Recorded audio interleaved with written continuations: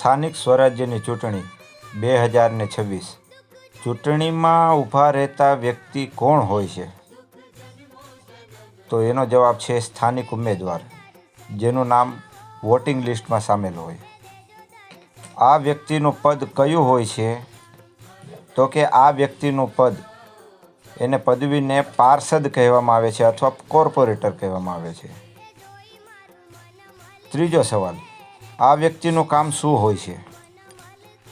કે જે ગામતરની અંદર રહેલા રોડ રસ્તાના પ્રશ્નો અને લોકલ પ્રશ્ન એ નગરપાલિકામાં અથવા વોર્ડ સુધી પહોંચાડવાનું એનું કામ હોય છે. કોર્પોરેટરના હાથમાં કયા કયા કામ કરવાના અધિકાર હોય છે?